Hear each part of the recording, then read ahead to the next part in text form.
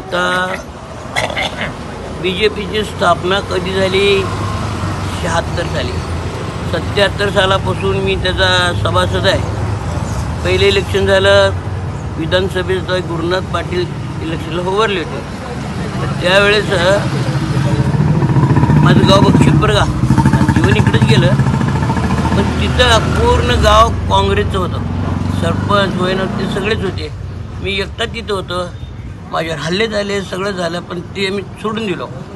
तेव्हापासून आज आहेत. पक्ष सोडला नाही मी. मला तर मिटिंगला बोलवत होते. आता मी वयामुळे जायचं बंद केलो. मग काँग्रेसवाल्याने 60 वर्ष राज्य केलं, बरोबर. रोड 10-12 फुटाच्या पुढं झालेच नाही.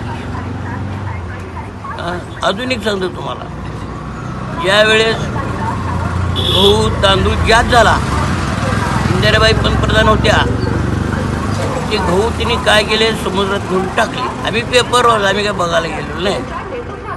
मग ते उपक्रम जे आहे ना, हे मोदी कसं राबवावं लागलं. आज गोरगरिबाला फुकटमध्ये धान्य द्यायला, गोरगरीब खायला की नाही बिगर पैसे. आता योजना बाकी आहे, लाडकी लेक म्हणा, वृद्ध लोकांना म्हणा, हे जे केलेत बी जे पीवाल्याने, हे चांगला उपक्रम आहे. हे देखील प्रत्येक नागरिक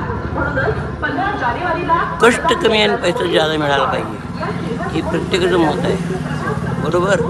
मग त्याच्याकरता पहिले यांनी ते भ्रष्टाचाराला त्यांनी अंकुर लावला पाहिजे.